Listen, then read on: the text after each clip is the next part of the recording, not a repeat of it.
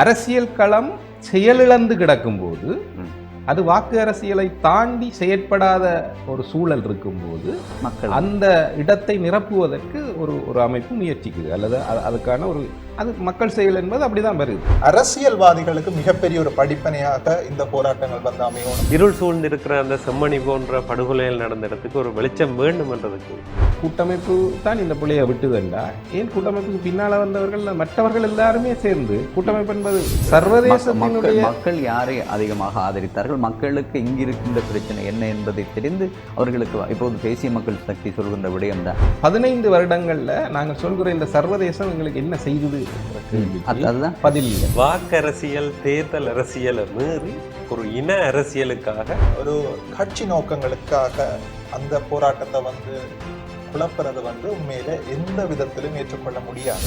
ஏற்பாட்டாளர்களுக்கும் அதுக்கு எந்த சம்பந்தமும் இல்லை. நடந்த நிகழ்வுக்கு நாங்கள் அதை தடுக்க முயற்சி செய்கிறோம். தவறு நிகழாம தடுக்க தவறுனது மட்டும் இல்லை, தவறை சுட்டிக்காட்டவும் தவறு. வாக்கரசியல் அந்த தேர்தல் காலத்தில் இருக்கட்டும், அந்த காலங்களில் நீங்கள் அடிபட்டுக் கொள்ளுங்கள், உங்களுக்கான பிரச்சார காலம் இருக்கும், அரசாங்கமே அதை தேர்ந்தெடுக்கிறது அங்கு. ஆனால் அதை இங்கே நீங்கள் வைக்கக்கூடாது. இந்த ஆவணம் படுத்தைக்குள்ள அதில் ஒரு அமைச்சர் பேசி இருக்கிறது ஒரு பெருமதியான விஷயம். ஆனால் அதை தடுத்து இல்லை, நிகழ்ந்தது இன்னொரு கட்சிக்கு, அதனால் எங்களுக்கு அரசியல் லாபம் இருக்குது என்று அவர்கள் இன்றைக்கு நினைத்தால் நாளைக்கு அது அவர்களுக்கும் பூமராங்க இருக்கும். அரசியல் பிரதிநிதித்துவத்தினுடைய சில தோல்விகள் தற்பொழுது மக்கள் தாங்களாக கட்டமைத்து தங்களுக்குள்ளே ஒன்று சேர்த்து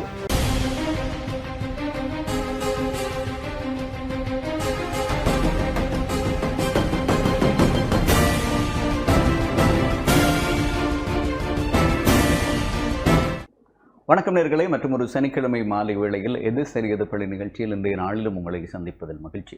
ஒவ்வொரு வாரமும் சமகாலத்தில் நடைபெறுகின்ற விடயங்களை மையப்படுத்தி கருத்துக்களை மக்களிடம் கொண்டு சேர்க்கும் களமாக எது சரியது பள்ளி நிகழ்ச்சி உங்களிடம் இருக்கிறது. இன்றும் கடந்த நாட்களாக பேசப்பட்டு கொண்டிருக்கின்ற ஒரு முக்கியமான விடயப்பரப்பை, அதனுடைய தாற்பயத்தை மக்களிடம் கொண்டு சேர்க்கும் முகமாக இந்த பரப்பை நாங்கள் கையாளுகிறோம்.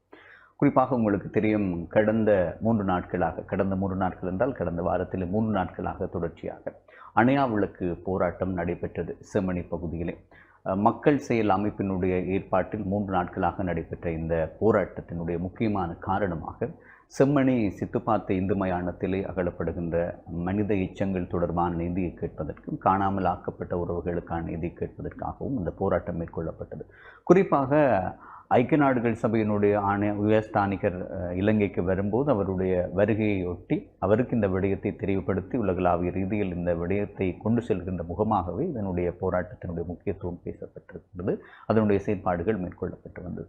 ஆகவே நாங்கள் யுத்தத்திற்கு பிறகு ஒரு காலத்திலே அகிம்சை வழியிலே போராடி இருந்தோம், பின்பு ஆயுத வழியிலான போராட்டம், அதன் பின்பு மீண்டும் ஜனநாயக அகிம்சை வழியிலான போராட்டத்தின் மூலம்தான் எங்களுடைய உணர்வுகளை, எங்கள் பிரச்சனைகளை தீர்த்து கொள்ளக்கூடிய அணுகுமுறைகளை நாங்கள் கையாண்டு கொண்டிருக்கிறோம். ஒவ்வொரு போராட்டங்களும் அதனுடைய இலக்கை நோக்கி நகர்கிறதா, அந்த இலக்கை நோக்கி அடைய முடிகிறதா என்கின்ற ஒரு கேள்வியும் எங்களிடம் இருக்கிறது. யுத்தத்திற்கு பின்னரான போராட்டம் என்று நாங்கள் பார்க்கும்போது தமிழ் மக்கள் பேரவை ஏற்பாடு செய்த போராட்டம், அதே போன்று பொத்துவில் தொடக்கம் பொலிகண்டி வரையான போராட்டம் என்பனவற்றை நாங்கள் சுட்டிக்காட்டி சொல்ல முடியும். ஆனால் அது வெற்றியா, எந்த அளவுக்கு தாக்கத்தை ஏற்படுத்தி இருக்கிறது என்பதை எல்லாம் பற்றி நாங்கள் ஆராய வேண்டும். அதற்கு பிறகு கடந்த நாட்களிலே நாங்கள் பார்த்த மிக முக்கியமான ஒரு போராட்டமாக அணையா விளக்கு போராட்டத்தை நாங்கள் அடையாளப்படுத்த முடியும். ஒரு போராட்டம் என்பது எதற்காக ஆரம்பிக்கப்படுகிறது? அந்த போராடி நாங்கள் ஒரு விடயத்தை பெற்றுக்கொள்ள வேண்டும், அதில் ஏதாவது ஒரு தாக்கத்தை ஏற்படுத்த வேண்டும். அந்த தாக்கம் என்பது சரியாக நடைபெறுகிறதா? அந்த தாக்கத்தை குழப்புகின்ற விடயங்களாக இருக்கலாம், இல்லாவிட்டால் அந்த போராட்டத்தை திசை திருப்புகின்ற விடயங்களாக, இவற்றையெல்லாம் நாங்கள் தவிர்த்து வேற்றுமையிலும் ஒற்றுமையை காண வேண்டும் என்கின்ற கருத்துக்கு அமைவாக ஒரு இலக்கை நோக்கி அடைய வேண்டும். அந்த இலக்கை நோக்கி நாங்கள் எவ்வாறு அடைந்து கொள்ளக்கூடியதாக இருக்கும், அதை எவ்வாறு வழிப்படுத்த முடியும் என்கின்ற கோணத்திலே தான் இன்றைய நிகழ்ச்சி நாங்கள் பார்க்க போவோம். குறிப்பாக போராட்டம் ஏற்படுத்திய தாக்கம் என்ற தலைப்பிலே இன்றைய எது சரியது பிள்ளை நிகழ்ச்சியிலே நாங்கள் பல்வேறுபட்ட விடயங்களை ஆராயலாம். இந்த நிகழ்வுக்கு மூவரை நாங்கள் அழைத்திருக்கிறோம். மூவரும் மிக முக்கியமானவர்கள், இந்த தலைப்போடு பொருத்தமுடையவர்கள், கருத்துக்களை சேர்க்கக்கூடியவர்கள், களத்தில் நின்றவர்கள். அதில் ஒருவர் மக்கள் செயல் அமைப்பினுடைய செயற்பாட்டாளர் வைத்தியர் உதயசீலன் கற்கண்டு அவர்களை அழைத்திருக்கிறோம். வணக்கம். வணக்கம். மற்றும் ஒருவர் சட்டத்தரணி தனஞ்சயன் அவர்கள். வணக்கம்.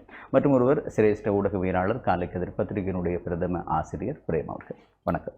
இந்த மூவரோடும் இன்றைய எது சிறியது பிழை நிகழ்ச்சியில் இந்த போராட்டம் தொடர்பாகவும் அதனுடைய தாக்கம் எதிர்காலத்தில் அதை எப்படி செய்ய வேண்டும், குறிப்பாக ஒரு விடயம், நடந்தவை எதுவாகவும் இருக்கலாம், இனி நடக்கப் போறவை நம் இனத்தினுடைய விடுதலைக்கான பயணமாக இருக்க வேண்டும், அதை சரிவர நாங்கள் ஒழுங்குபடுத்தி அதை அணுக வேண்டும் என்பதுதான் இந்த நிகழ்ச்சியினுடைய நோக்கமாக இருக்கும். முதலிலே நான் டாக்டர் உதயசீலன் கற்கண்ட் அவர்களிடமிருந்து ஆரம்பிக்கிறேன். மக்கள் செயல் அமைப்பு என்ற அமைப்பால் தான் இந்த போராட்டம் ஒழுங்குபடுத்தப்பட்டிருக்கு. முற்றுமுழுதாகவே அவர்களினுடைய ஏற்பாடு தான். இது 3 நாட்கள் நடைபெற்றிருந்தது இந்த போராட்டம். ஒரு போராட்டம் ஆரம்பித்தால் அதற்கான ஒரு தீர்வு இல்லாவிட்டால் ஒரு முடிவு எட்டப்படும் வரை அந்த போராட்டம் தொடரும் என்பதுதான் நாங்கள் பார்த்திருக்கிறோம். ஆனால் இந்த போராட்டம் நீங்கள் ஏற்கனவே 3 நாட்கள் என்று தான் அறிவித்திருக்கிறீர்கள். அதனுடைய ஆரம்பிப்பு எப்படி, இந்த காலப்பகுதியில் அதை ஏன் ஆரம்பிக்க வேண்டும் என்று நினைத்தீர்கள்? அது 3 நாட்கள் போதுமான விடயம். அதனுடைய அறிமுகத்தோடு நாங்கள் நிகழ்ச்சியை ஆரம்பிக்கலாம். என்னென்னு சொன்னால், ஒரு முக்கியமான விடயம் அல்லது ஒரு சர்வதேச ரீதியாக முக்கியத்துவம் பெறக்கூடிய நிகழ்வாக இருந்தது மனித உரிமைகள் ஆணையாளர் அவருடைய வருகை. இந்த உங்களுக்கு தெரியும், பல்வேறு காலப்பகுதியில் எங்களோட தாயகத்தில் பல்வேறு போராட்டங்கள் தொடர்ச்சியாக நடந்து கொண்டே தான் இருக்குது. போராட்டங்களுக்கு மத்தியில் தான் வாழ்ந்து கொண்டே இருக்கிறோம்.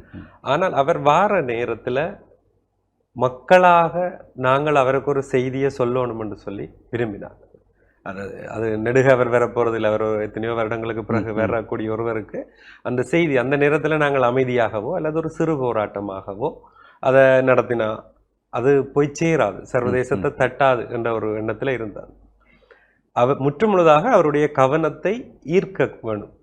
ஆனால் அது ஒரு நாளைக்கோ அல்லது ஒரு சின்ன போராட்டத்தோட முடித்தா அந்த ஒரு மக்கள் போராட்டமாக மாறாதுன்றது யோசிச்சுனாங்க. அதே வேளைக்கு அது கன நாளுக்கும் போனாலும் ஒரு சலிப்படைந்த போராட்டம் மாதிரி இருக்க வேண்டும். அப்புறம் அவரது வருகையை ஒட்டி ஒரு 3 நாட்கள் 24 மணி நேரமும் என்ன மக்கள் மனதில் இருக்கக்கூடிய அந்த தீய வெளிக்காட்டுற முகமாகவும், இருள் சூழ்ந்திருக்கிற அந்த செம்மணி போன்ற படுகொலைகள் நடந்த இடத்துக்கு ஒரு வெளிச்சம் வேண்டும் என்றதுக்கு ஒரு குறியாக சிம்போலாக வந்து நாங்கள் அந்த நெருப்பையும் எடுத்து 3 நாள் இந்த போராட்டம் நடத்துறது. அதை அவருடைய கவன ஈர்ப்பை கொண்டு வந்து அவர் அங்கே சந்தித்து பேசி எங்களோட மகஜர்களையும் கோரிக்கைகளையும் அவருக்கு முன்வைக்கிறதோட இந்த போராட்டத்தின் முதல் படியை வந்து நிறைவு செய்கிறதாக முடிவு செய்கிறோம். தனஞ்சயனிடம் பெறலாம். இந்த போராட்டம் என்பது அமைதி வழியான போராட்டம் என்றுதான் ஆரம்பத்திலே சொல்லப்பட்டது. ஒரு போராட்டத்தை மேற்கொள்ளப்படும் போது சட்ட ரீதியிலான தடைகள், அது ஆளும் வர்க்கத்தாலும் சரி இல்லாவற்றால் அந்த போராட்டத்தை விரும்பாதவர்களாலும் சரி, சட்ட ரீதியான தடைகள் எல்லாம் ஏற்படுத்தப்படுகிறது. நீங்கள் போராட்டம் உட்பட சட்ட ரீதியான விடயங்களில் கடந்த காலங்களில் பல இடங்களில் நீங்கள் ஒரு செயற்பாட்டாளராக, ஒரு சட்டத்தரணியை தாண்டி ஒரு போராட்ட களத்திலும் இருந்த ஒருவர். இதை எவ்வாறு நாங்கள் சட்ட ரீதியாக பார்க்க முடியும், கையாள முடியும்? தமிழர் என்கின்ற வகையிலே எமது உரிமைகளுக்காக கடந்த 4-5 தசாப்தங்களுக்கு மேலாக வந்து பல்வேறு வழிகளிலே போராடி கொண்டிருக்கின்றோம். ஆரம்பத்திலே வந்து ஜனநாயக வழியிலே போராட்டம் ஒன்று இருந்தது. அதற்கு பிற்பாடு ஆயுத வழியான ஒரு போராட்டம் இருந்தது. அந்த ஆயுதங்கள் மௌனிக்கப்பட்டதன் பிற்பாடு மீண்டும் ஜனநாயக வழியிலே மக்கள் தமது போராட்டங்களை ஆரம்பித்துக் கொண்டிருக்கின்றார்கள், போராட்டங்களை நடாத்தி கொண்டிருக்கின்றார்கள். எங்களுடைய பிரச்சனைகளை நாங்கள் ஜனநாயக வழியிலே வந்து தெரிவிப்பதற்காக சட்டத்திலே ஏற்பாடு செய்யப்பட்டிருக்கின்றது. அதாவது எங்களுக்கு ஒரு இஷ்யூ இருக்குது, பிரச்சனை இருக்குது, ப்ராப்ளம் ஒன்று இருக்குது. அந்த பிரச்சனையை வந்து நாங்கள் வந்து வெளியில கொண்டு வரணும் என்று சொல்லி சொன்னால் நாங்கள் அந்த நேரத்தில் எங்களுடைய கருத்து தெரிவிக்கிற சுதந்திரம், பேச்சுரிமைகளை வந்து பயன்படுத்தக்கூடியதாக இருக்குது. இப்போ இந்த பேச்சுரிமை, கருத்து தெரிவிக்கிற சுதந்திரங்கள் அனைத்துமே இலங்கையினுடைய அரசியலமைப்பிலே ஒரு பிறை 14 மிக அழுத்தம் திருத்தமாக குறிப்பிடப்பட்டிருக்கின்றது. மக்கள் வந்து ஒரு சமாதானமாக அமைதியான வழியிலே ஒன்று கூடுவதற்கும், தங்களுடைய கருத்துக்களை தெரிவிப்பதற்கும், தாங்கள் நீதி வேண்டி போராடுவதற்கும் மக்களிடத்திலே உரிமை காணப்படுகின்றது. அது அரசியலமைப்பின் ஊடாக கூட உறுதி செய்யப்பட்டிருக்கின்றது.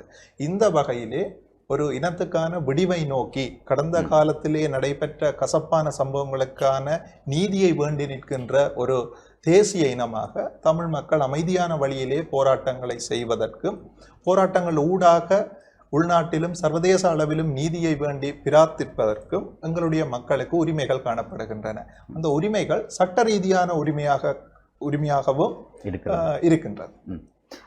பிரேம் அவர்களிடம் வரலாம். யுத்தத்துக்கு பின்னரான காலப்பகுதியில் பல போராட்டங்கள் மேற்கொள்ளப்பட்டது, சில போராட்டங்கள் அடையாளப்படுத்தப்பட்டது, பேசுபொருளாக இருக்கிறது. இந்த அணையா விளக்கு போராட்டத்தை நீங்கள் எப்படி பார்க்கின்றீர்கள்? இந்த காலகட்டத்திலே அணையா விளக்கு போராட்டத்தை நான் 2 விடயங்களில் முக்கியமாக பார்க்குறேன். முதலாவது செம்மணியினுடைய தொடர்ச்சியான ஒரு போராட்டமாக இருக்குது. ஏனெண்டா முதல்ல ஆரம்பிக்கப்பட்ட செம்மணி இப்போ எங்கேன்னு தெரியாது.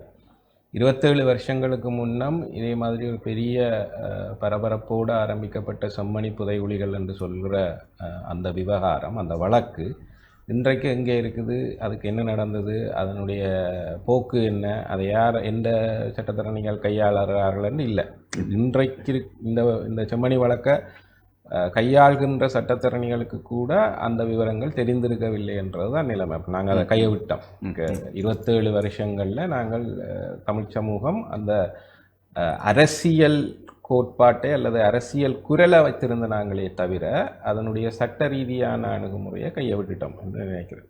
அதை மீள எடுக்கிறதுக்கு இந்த செம்மணி ஒரு மிக முக்கியமான விவகாரமாக இருக்குது. இப்போ இந்த போராட்டம் கிருஷாந்தியிலிருந்து தான் தொடங்குது.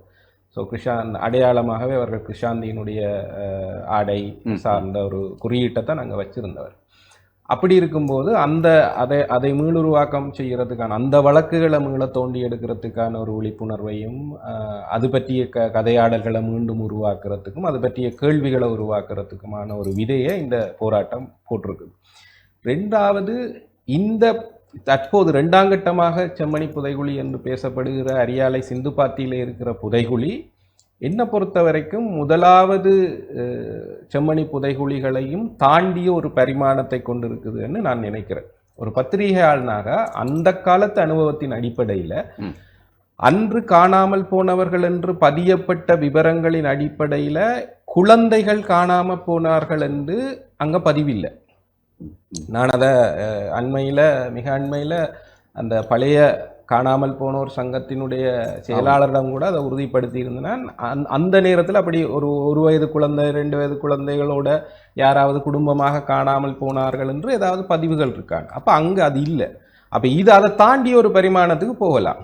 2வது, செம்மணி புதைகுழின்னு நாங்கள் அன்றைக்கு பொதுவாக பேசினாலும் அது ஒரு மாஸ் கிரேவாக இருக்கையில்லை. அங்கங்கே அதில் மீட்கப்பட்ட ஒரு 13-14 உடலங்களும் வெவ்வேறு இடங்கள்ல இருந்து தான் எடுக்கப்பட்டது. ஆனால் இன்றைக்கு எடுக்கப்பட்டிருக்கக்கூடிய 24 சடலங்களும் ஒரு மாஸ் கிரேவ்னு சொல்லப்படக்கூடிய ஒரு பகுதிக்குள்ளே இருந்து எடுக்கப்படுது. அப்போ சடலங்கள் இங்கே ஒரேடியாக கொண்டு வந்து புதைக்கப்பட்டிருக்கிறதுக்கான சாத்தியக்கூறுகள் கணக்கு இருக்கு. அன்றைக்கு காணாமல் போதல்கள் தொடர்ந்து நடந்து கொண்டிருந்தன. அது ஒரு நீண்ட பல மாதங்கள் சென்றிருக்குது, சிலது வருடங்கள் கூட சென்றிருக்குது. இங்கே எடுக்கப்பட்டதும் அப்படி தான் எடுக்கப்பட்டிருக்கு. ஒவ்வொரு இடத்துல 2, 3, 5 அப்படி என்று எடுக்கப்பட்டது. பட் இங்கே இந்த புதைகுழி ஒரே இடத்துல 24 பாடிஸை இதுவரைக்குமே அடையாளப்படுத்தி எடுத்திருக்கலாம். 22 எடுத்தாச்சு. அப்போ இது அதை விட பெரிய மாஸ் கிரேவாக இருக்கலாம். அதை தாண்டிய பரிணாமம் இந்த புதைகுழிக்கு வர்றதுக்கான வாய்ப்பு இருக்குது. இது இன்றைக்கு நாங்கள் பேசக்கூடிய போர்க்குற்றங்களோடு தொடர்பு பெற்றதாக இருக்கிறதுக்கான வாய்ப்புகளையும் அதிகம் கொண்டிருக்கு. அப்போ அந்த அடிப்படையில் இந்த 2 பரிமாணங்களின் அடிப்படையிலையுமே இந்த போராட்டமானது மிக முக்கியமானது. ஏன்னா இந்த 2ம் எங்களுக்கு பேசுபொருளாக வேண்டிய ஒரு விஷயமா இருக்கு. ஸோ அதனால இந்த போராட்டம் மிக முக்கியமானது இந்த காலகட்டத்தில். ஒன்று மறந்து போன எங்களுடைய தொடர்ச்சியை சொல்றது சரிதானே. செம்மணியினுடைய பழைய செம்மணியினுடைய முதல்கட்ட செம்மணியினுடைய எடுத்து பார்த்தீங்கன்னா அதில் அது இனப்படுகொலையினுடைய ஒரு கூரையும் கொண்டிருக்கிறதுக்கான வாய்ப்பை கொண்டிருக்குது. அதாவது ஒரு குறிக்கப்பட்ட வயதுடையவர்கள் தான் அந்த டைமில் காணாமல் போக செய்யப்பட்டன சரிதானே. அது முல்லைத்தீவு தாக்குதலில் கிட்டத்தட்ட 1000 படையினர் கொல்லப்பட்டதுக்கு பிறகு இங்கே ஒரு 18-19 வயசுக்கும் 30-35 வயதுக்கும் இடைப்பட்டவர்கள் நூற்றுக்கணக்கில் காணாமல் போயிருக்கணும்.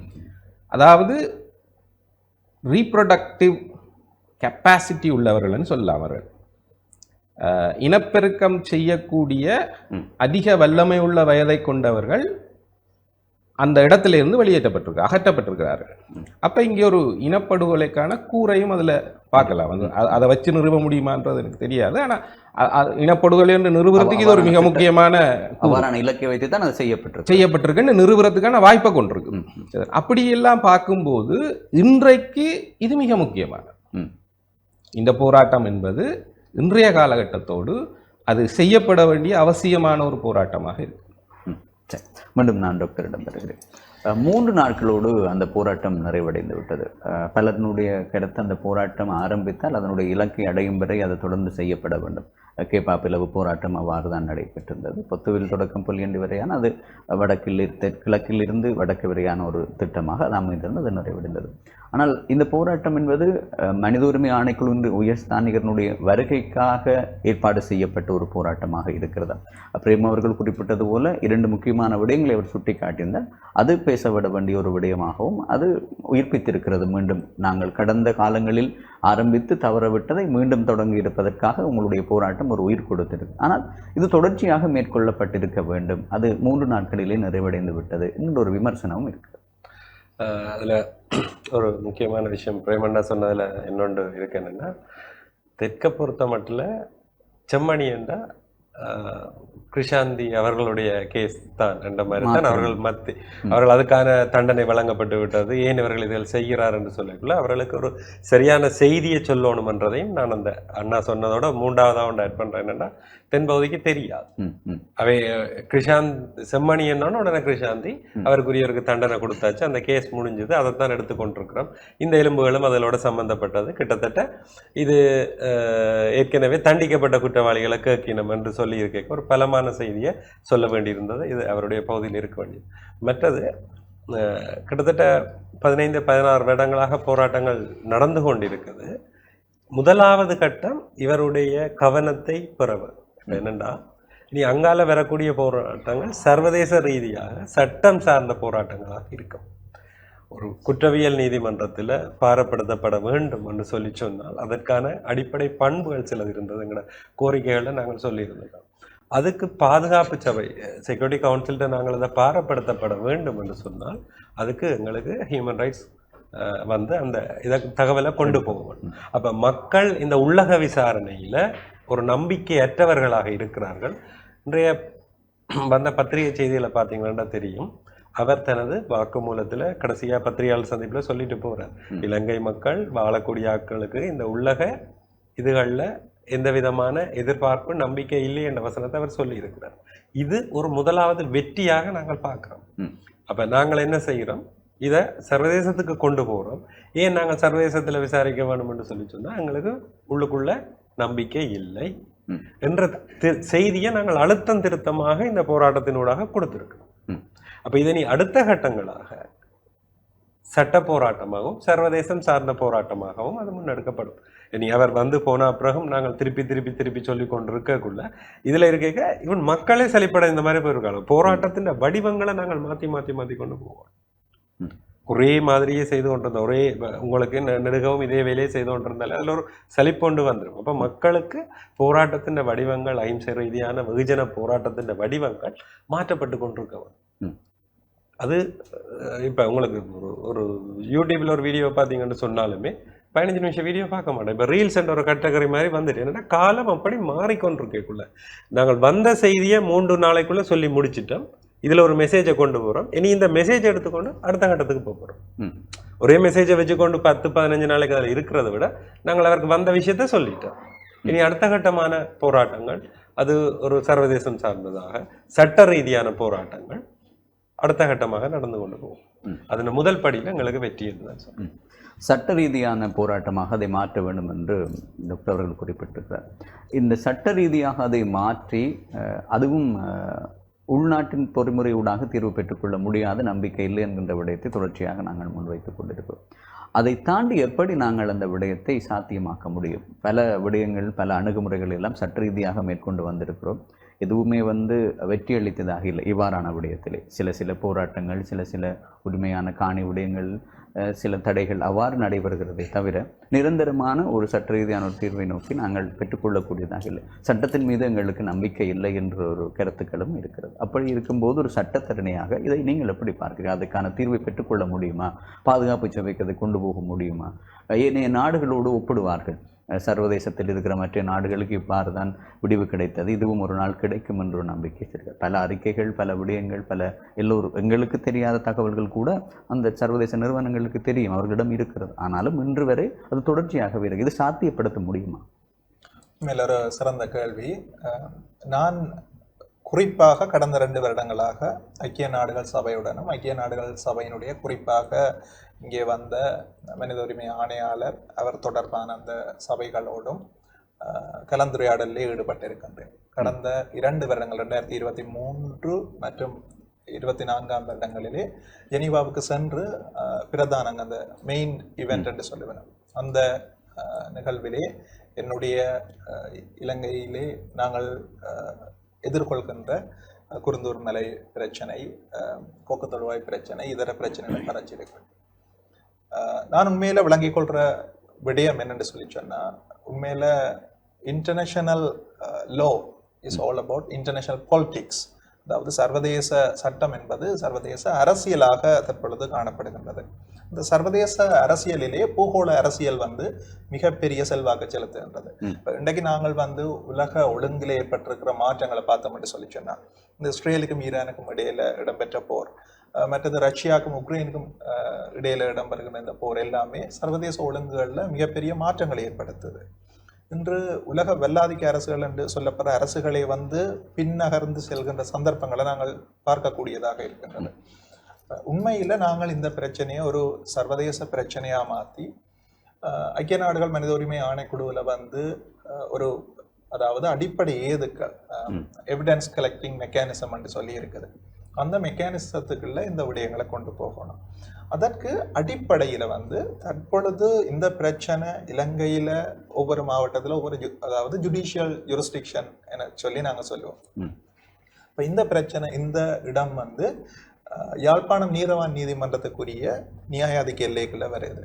அப்ப அடிப்படையில அது தொடர்பான விடயங்களை ஆராய்ச்சி செய்யக்கூடிய அதிகாரம் நீதவான் நீதிமன்றத்துக்கு இருக்குது. ஆனால் காணாமற் போனோர் சங்கங்கள் தொடர்பாக நாங்கள் கொக்குளாய், கொக்கு தொடுவாய், புதைகுழி விடயத்திலையும் சரி இங்கேயும் தெரிவித்திருந்தோம் என்று சொல்லி சொன்னா, சர்வதேச கண்காணிப்பும் சர்வதேச தரத்திலான அகழ்வாராய்ச்சி செயற்பாடுகளும் இடம்பெற வேண்டும் என்று சொல்லி. ஏனென்றால் அப்படி ஒரு செயற்பாடு இடம்பெற்று அதற்குரிய அறிக்கைகளை நாங்கள் சர்வதேச அளவிலே கொண்டு போய் அந்த எலும்புகள் எடுத்த அந்த ஹியூமன் ரிமைன்ஸை நாங்கள் எக்ஸாமினேஷன் செய்யல கூட அந்த கார்பன் டேட்டிங் என்று சொல்லப்படுகிற அந்த முறையூடாக கண்டுபிடிக்கக்கூடிய அந்த தொழில்நுட்பம் கூட அபிவிருத்தி அடைந்த பிற நாடுகள்ல தான் சிறப்பாக இருக்குது. அப்ப அப்படி கொண்டு போய் நாங்கள் அதை கொண்டு வந்தா தான் உண்மையான தகவல்களை, அந்த ட்ருத்தை நாங்கள் கண்டுபிடிக்கக்கூடியதாக இருக்கு. அப்படி கண்டுபிடிச்சு அது உலகளாவிய ரீதியில ஒரு பெரிய விழிப்புணர்வு ஏற்படுத்திக்க, ஒரு மெசேஜ் செய்தியை சொல்லிக்கல மீளவும் இந்த சர்வதேச நாடுகள் இது தொடர்பான விசாரணைகளை ஆரம்பிக்க வேண்டும் என ஒரு அழுத்தம் கொடுக்கக்கூடிய சந்தர்ப்பங்கள் இருக்குது. இந்த நேரத்தில் இன்னும் ஒரு விடயத்தை நான் பதிவு செய்கிறேன். 2009ற்கு பிற்பட்ட சூழ்நிலையில எங்களுக்கு இப்படியான ஒரு சந்தர்ப்பம் ஏற்பட்டது. இந்த போர்க்குற்ற விசாரணைகள் தொடர்பாக கோர வேண்டும், இதை நடாத்த வேண்டும் எனப்பட்ட ஒரு கோரிக்கை இருந்தது. ஆனால் அந்த பகுதிகளிலே, அந்த காலப்பகுதிகளிலே தமிழ் அரசியல் தலைவர்களாக இருந்தவர்கள் கூட அந்த கோரிக்கைகளிலே இறுக்கமாக இருக்காது, இந்த கோரிக்கைகளை நலிந்து போக செய்திருக்கின்றார்கள். இது சர்வதேச அளவில் தமிழ் மக்களுக்கு மிகப்பெரிய ஒரு பின்னடைவாக இருக்கின்றது.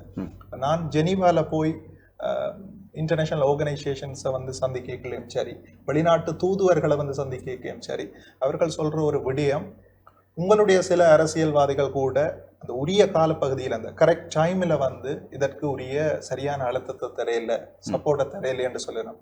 அது மிகப்பெரிய ஒரு எங்களுக்கான, அதாவது உள்ளக பின்னடைவாக இந்த விடயத்தை நான் பார்க்கிறேன். இரண்டாவது விடயம், அந்த விடயங்களை நாங்கள் சரியா கொண்டு போய் ஒப்புவிக்கிறதுக்கான அந்த மெக்கானிசம், அந்த எவிடன்ஸ் கலெக்டிங் மெக்கானிசம் ஒன்று வந்து தமிழ் தேசிய பரப்பில் இன்னமும் சரிவர கட்டமைக்கப்படவில்லை என்றது வந்து நாங்கள் இதில் வந்து சுட்டிக்காட்டக்கூடிய விடயங்களாக வந்து இருக்குது. அரசியல்வாதிகளினுடைய பங்களிப்பு என்பது இதிலே மிக முக்கியமான ஒன்று. அடுத்த கட்ட நகர்வுகளை நோக்கி கொண்டு செல்வதற்கு மக்கள் இல்லாவிட்டால் அரசியல் காரணங்களை அங்கு புகுத்தாமல் போராட்டம் செய்வது, எல்லோரையும் ஒன்று திரட்டுவது, அது அந்த போராட்டத்திற்கு கிடைத்த ஒரு வெற்றியாக நாங்கள் பார்க்க முடியும். ஆனால் அடுத்த கட்டங்களை நோக்கி, இப்போ சர்வதேசத்தை நோக்கியோ இல்லாவிட்டால் நாடாளுமன்றத்திலோ வெளிவிவகார அமைச்சர்களையோ தூதுவர்களையோ சந்திக்கும் போது மக்கள் பிரதிநிதிகளினுடைய பங்களிப்பு என்பது அங்கு மிக முக்கியமான ஒன்றாக பார்க்கப்படும்.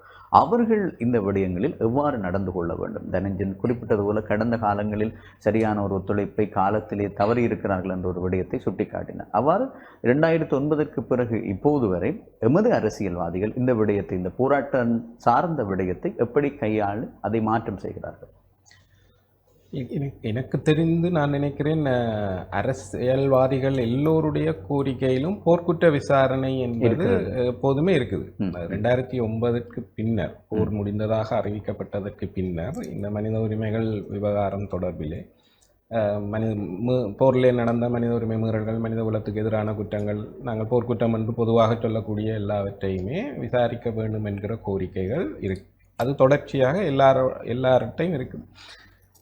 சில சமயங்களிலே அரசியல் சார்ந்து குற்றச்சாட்டுக்கள் முன்வைக்கப்படுகிறது. எப்படி என்றால், பொதுவாக அது தமிழ் தேசிய கூட்டமைப்பு மீதான குற்றச்சாட்டுன்னு புரிந்து கொள்கிறேன் நான். அது எப்படின்னா, 2015 ரணில் விக்ரமசிங்க மைத்திரியினுடைய கூட்டு அரசோடு அவர்கள் சேர்ந்திருந்ததன் காரணமாக அந்த பிரச்சனையை நீர்த்து போக விட்டார்கள் ஆனால் நான் அதனோடு தொடர்ச்சியாக ஒரு பத்திரிகையாளனாக பார்க்கும்போது 2009 ஒரு தீர்மானம் ஐநாவிலே கொண்டு வரப்படுது. ஐநா மனித உரிமைகள் சபையில் கொண்டு வரப்படுது. ஆனால் அந்த தீர்மானத்தை அன்று இலங்கை அரசுக்கு அழுத்தம் கொடுக்கக்கூடிய வகையிலே கொண்டு வரப்பட்ட அந்த தீர்மானத்தை இலங்கை அரசு தனக்கு ஆதரவாக மாற்றிக்கொள்கிற சக்தியோடு இருந்தது.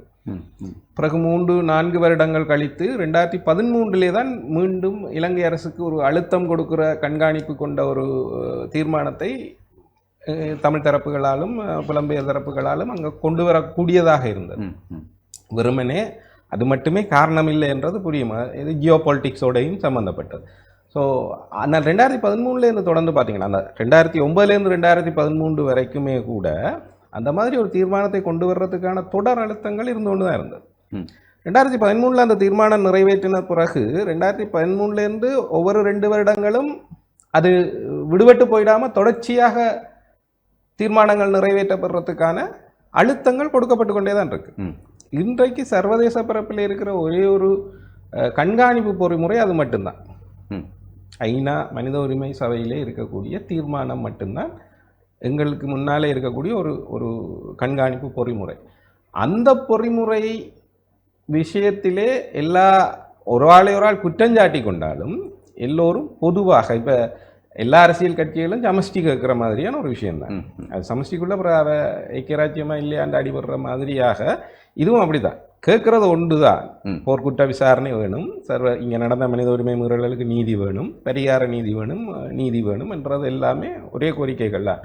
அதனுடைய அணுகுமுறைகள் ஒவ்வொரு கட்சிகளுக்கும் மாறுபடும், அதன் மீது விமர்சனங்கள் இருக்கலாம். பட் ஆனால் அந்த கோரிக்கை நீர்த்து போனதாக அல்ல வலுவிழந்து போனதாக நான் பார்க்கல. என்னுடைய சின்ன குறிப்பிடு ஒன்று, தனஞ்சன் சொன்ன இவ்வாறான விடயங்களையும் கஜேந்திரகுமார் பொன்னம்பலம் அணி சொல்கின்ற ஒரு குற்றச்சாட்டாகவும் அது இருக்கிறது. ஐநாவிலே சென்று தமிழ் தேசிய கூட்டமைப்பாக இலங்கை அரசை பாதுகாத்து விட்டு வந்திருக்கிறார்கள் தமிழ் தேசிய கூட்டமைப்பினுடைய நாடாளுமன்ற உறுப்பினர்கள். தாங்கள் போய் இது அப்படி அல்ல, எங்களுக்கு சர்வதேச விசாரணை தேவை என்று வரும்போது மக்கள் பிரதிநிதிகள் அதிகமாக இருப்பவர்களே அதை பற்றி பேசவில்லை, நீங்கள் ஏன் இதை பேசுகிறீர்கள் என்று தங்களிடம் கேள்வி கேட்பதாக கஜேந்திரகுமார் அவர்கள் பல இடங்களில் வெளிப்படையாக சொல்கிறார். இவ்வாறான ஒரு செயற்பாடை நாங்கள் அணுகும்போது அது ஒரு தடையாக ஏற்படாதாங்க? இல்லை, இந்த குற்றச்சாட்டுகள் தான், இது ஒரு அரசியல் குற்றச்சாட்டு தான். மாறி மாறி 2 தரப்புமே குற்றஞ்சாட்டினாங்க. அதுக்குள்ளே போனோம்னா நிறைய டைம் நினைக்கிறேன். அதனால் என்னை பொறுத்த வரைக்கும் இது ஒரு அரசியல் குற்றச்சாட்டு. ஆனால் கோர் அடிப்படையில் யாராவது இந்த சர்வதேச விசாரணை வேண்டாம் என்றோ அல்லது போர்க்குற்ற விசாரணைகள் வேண்டாம், என்ன சர்வதேச விசாரணைகள் வேண்டாம்னா உடனே வரும் சர்வதேச விசாரணை முடிஞ்சுதுன்ற ஒருத்தர் சொன்னார் தானே என்ற ஒரு கருத்து வரும்.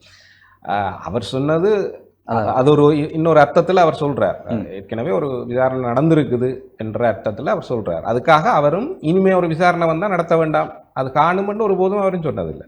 ஆனால் அவருமே இந்த இந்த ஐநா தீர்மானங்கள் ஒவ்வொன்றையும் நிறைவேற்றத்துக்கு பின்னணியில் அழுத்தம் கொடுக்கிறவராகவும் அவரும் தொடர்ந்து பங்காற்றி கொண்டு தான் இருக்கிறார். ஸோ அதனால இந்த அழுத்தம் கொடுக்குற அல்ல இந்த தீர்மானங்களை கொண்டு போகிறதுல கட்சிகளுக்கு இடையில நாங்கள் ஒரு அரசியலாக பார்த்தா, இன அரசியலாக பார்த்தா, இந்த கட்சிகள் ஒன்றன் மீது ஒன்று சாட்டுகின்ற குற்றச்சாட்டுக்களை அது நீங்கள் வாக்கு அரசியலுக்கு பயன்படுத்தி கொள்ளலாம். சரிதானே? அதை விரும்புபவர்கள் அவரவர் சார்பு நிலைப்பட்ட வாக்கு அரசியலுக்கு அதை பயன்படுத்தி கொள்ளலாம். ஆனால் ஒரு இன அரசியலாக பார்க்கும்போது எல்லா கட்சிகளும் ஒன்றையே தான் செய்கிறார்கள் என்றதான் ஒற்றுமைப்பட்ட ஒரு நிலைப்பாடு அங்கே இருக்குது. பிரச்சனை என்னென்னா, சிலரால் மொழி ஆளுமை இருக்குது, அவர்களால் பேச முடியும். சிலருக்கு அந்த ஆளுமை இல்லாதனால் அவர்கள் அங்கே போனாலும் பேசாமல் தான் இருக்கணும். சரிதானே? இதற்கு அர்த்தம் அவர்கள் இந்த தங்களுடைய கோரிக்கையை வலியுறுத்தாமல் இருக்கிறார்கள் என்பது அல்ல. ஒன்று அவர்கள் சொல்கிறது, அவர்களுக்கு எதிரில் சொல்கிறது அவர்களுக்கு புரியாமல் இருக்கும். பதிலுக்கு தாங்கள் சொல்ல வேண்டியது எப்படி அந்த இடத்துல உடனடியாக சொல்வது என்பதில் அவர்களுக்கு இடர்பாடுகள் இருக்கலாம். இதன் காரணமாக அவர்கள் மௌனமாக இருந்திருக்கலாம். அது அரசியல் குற்றச்சாட்டுகளாக மாறுவதற்கான வழி. இது இல்லை. இன்னொரு கேள்வியுமே இருக்குது. சரி, கூட்டமைப்பு தான் இந்த பிள்ளையை விட்டுதென்றா, ஏன் கூட்டமைப்புக்கு பின்னால் வந்தவர்கள் மற்றவர்கள் எல்லாருமே சேர்ந்து, கூட்டமைப்பு என்பது மற்றவர் எல்லாரோடையும் சேர்க்கும்போது கூட்டமைப்பு ஒரு சின்ன குழு. சரிதான்? தமிழ் பரப்பில் கூட்டமைப்பை விட்டு மீதி எல்லாரையும் சேர்த்தீங்களா, அவர்கள் ஒரு புலம்பெயர் சமூகம் உட்பட மீதி எல்லோரும் பெரிய ஒரு குழுவாக இருக்கு. ஏன் அவர்களால் அதை சாதிக்க முடியல? அப்படி பார்த்தோம்னா இதுதான் உண்மை. என்னன்னா, அடிப்படை கோரிக்கை ஒன்றுதான். இல்லைங்க, இன்னொரு விடயம் இருக்கு. சர்வதேசத்தினுடைய மக்கள் யாரை அதிகமாக ஆதரித்தார்கள், மக்களுக்கு இங்கு இருக்கின்ற பிரச்சனை என்ன என்பதை தெரிந்து அவர்களுக்கு இப்போது தேசிய மக்கள் சக்தி சொல்கின்ற விடயம் தான், எங்களுக்கு வடகிழக்கில் 8 நாடாளுமன்ற உறுப்பினர்கள் இருக்கிறார்கள், அவர்களுடைய பிரச்சனையை நாங்கள் பார்த்துக் கொள்வோம் என்று அவர்கள் தங்கள் பக்கம் அதை மாற்றி. அதே போல சர்வதேசம் அப்படித்தான் அதை பார்க்கும் இல்லையா? இந்தியா சொல்கிறது எல்லோரும் ஒற்றுமையாக வாருங்கள் என்று. ஒற்றுமையாக வாக்களித்த மக்கள் நாடாளுமன்ற பிரதிநிதிகள் இவ்வாறான ஒரு விடயத்தை எடுக்கும்போது நீங்கள் சொல்கின்ற மற்றவர்கள் எப்படி அதை அணுக முடியும்? அதை தான் நானும் சொல்ல வந்த விஷயம் என்னென்னா, 15 வருடங்கள்ல நாங்கள் சொல்கிற இந்த சர்வதேசம் எங்களுக்கு என்ன செய்தது என்ற கேள்வி அதுதான் பதில் இல்லை. சர்வதேசம் என்ன செய்யும் என்ற கேள்விக்கும் பதில் இல்லை. அது அவரவர் அரசியலை பொறுத்தது. எங்களை எப்படி பயன்படுத்தி கொள்ள முடியும் என்றதுதான் அவர்களுக்கான அரசியல். அவர்களுடைய தேவை கருதி இன்றைக்கு நாங்கள் சர்வதேசம்னு சொல்கிற மேற்கு நாடுகளும் சரி, இந்தியாவும் சரி, அவர்களுடைய தேவைக்கு எங்களை எப்படி பயன்படுத்தி கொள்வது என்பதுதான் அவர்களுக்கானது. சரிதானே? அதில் நீங்கள் உங்களுக்கு நன்மை கிடைத்தால் அது ஆங்கே பொசிந்து புல்லுக்கு போகிற நீர்றா. சரிதானே?